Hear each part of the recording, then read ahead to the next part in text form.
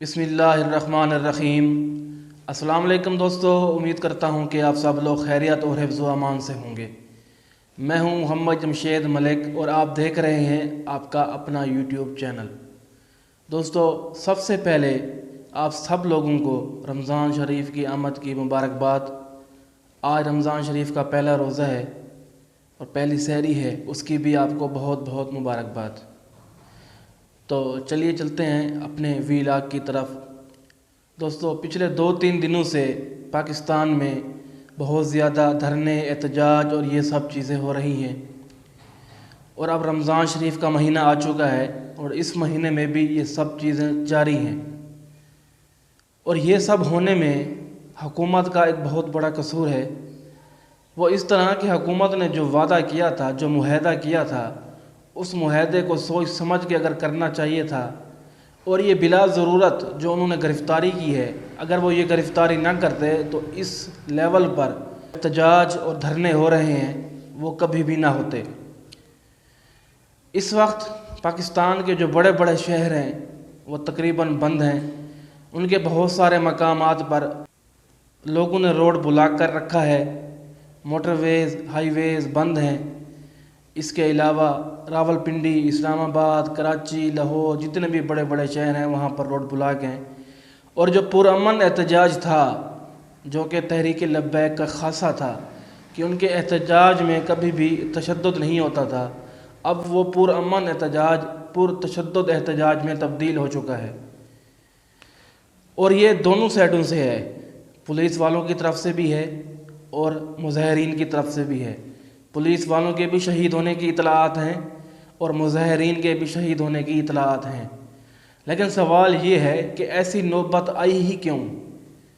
دوستو، جب نومبر میں علامہ خادم رضوی رحمۃ اللہ علیہ نے فرانس کے سفیر کو نکالنے کے لیے دھرنا دیا تھا، تو اس وقت ایک تو پاکستان پر فیٹف کی تلوار کھڑی تھی، اس کے علاوہ پی ڈی ایم کی تحریک بھی اس وقت بہت زیادہ متحرک تھی، اور تیسرا فیض آباد میں دھرنا۔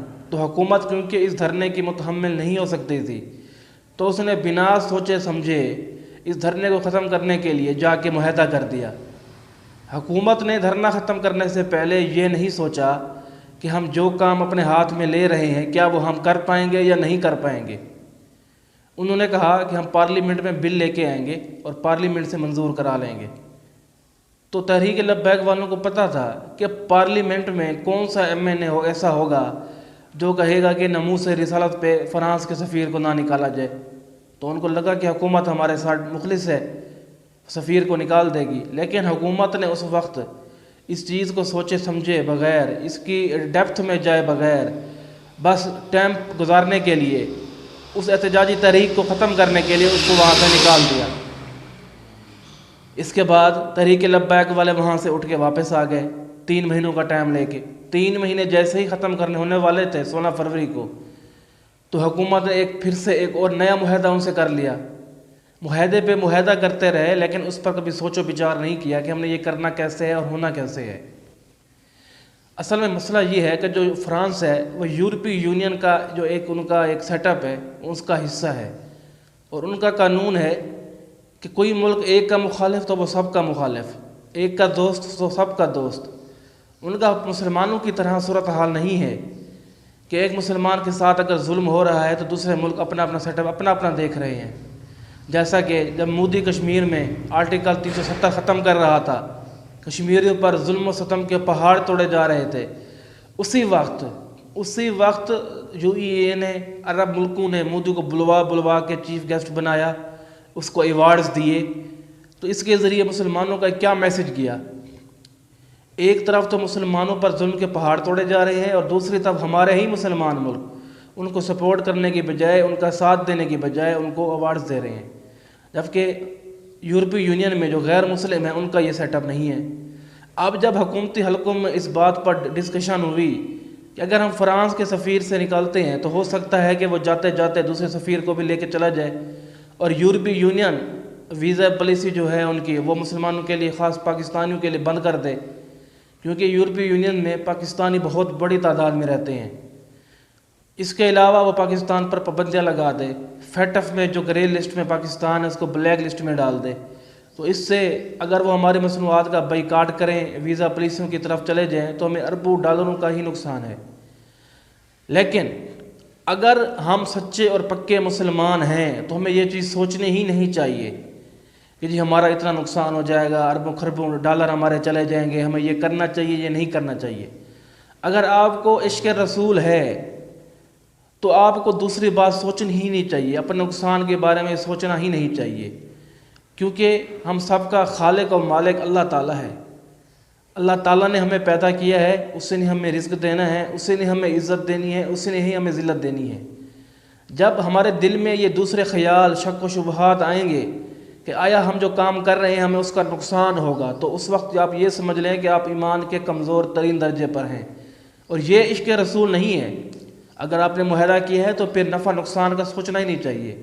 ابھی کچھ عرصہ پہلے جب پاکستان بہت زیادہ مشکل میں ہو گیا تھا، سعودی عرب نے بھی اپنے پیسے مانگ لیے تھے، دبئی نے بھی اپنے پیسے مانگ لیے تھے، اس وقت پاکستان کا خزانہ بھی خالی تھا، قرضے بھی تھے، مہنگائی بھی تھی، لیکن اللہ تعالیٰ نے غیب سے مدد کی، سعودی عرب کا قرضہ بھی چلا گیا، ادھر کا بھی چلا گیا۔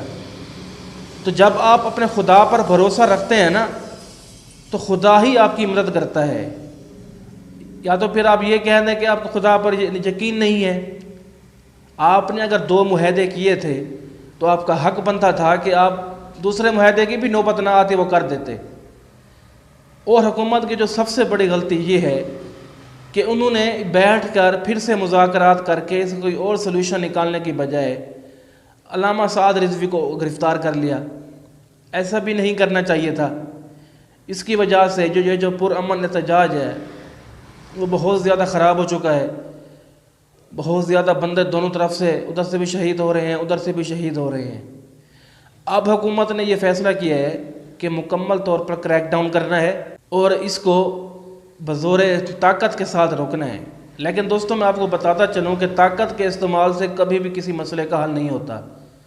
اب یہ ہوگا کہ پورے ملک سے بندے اٹھائے جائیں گے لوگوں کے گھروں سے، جس طرح کے پہلے اٹھائے گئے تھے۔ لیکن آپ کو کیا لگتا ہے کہ اس سے مسئلے کا حل ہوگا؟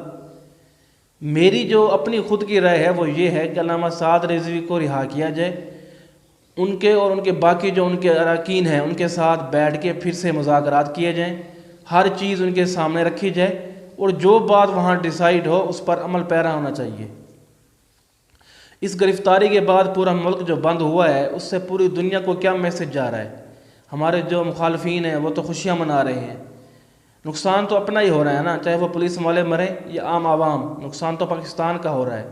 کاروبار بند ہو رہے ہیں، ہر طرف موت کا سناٹا ہے، لوگ ڈر کے مارے باہر نہیں نکل رہے، تو نقصان کس کا ہے؟ نقصان دونوں سائڈ سے پاکستان کا ہو رہا ہے۔ تو پاکستانی حکومت کو چاہیے کہ وہ مزید سخت اقدامات کرنے کی بجائے علامہ سعد رضوی کو رہا کرے اور ان کے ساتھ بیٹھ کر بات چیت کرے، ان کو سارے چیزیں بتائے، اور جس بات سے وہ راضی ہوتے ہیں تو خود بھی اس چیز پر عمل پیرا ہوں اور مزید پاکستان پر جو آنے والی مصیبتیں ہیں ان سے بچا جائے۔ دوستو یہ تھا آج کا ویلاگ۔ اگر آپ کو ہماری ویڈیو اچھی لگی ہو تو اسے لائک کیجئے، شیئر کیجئے اور ہمارے چینل کو سبسکرائب کیجئے، اور چینل کو سبسکرائب کرنے کے بعد بیل آئیکن کو پریس کرنا ہرگز نہ بھولیے گا۔ دوستو اب مجھے اجازت دیجئے، اللہ نگہبان۔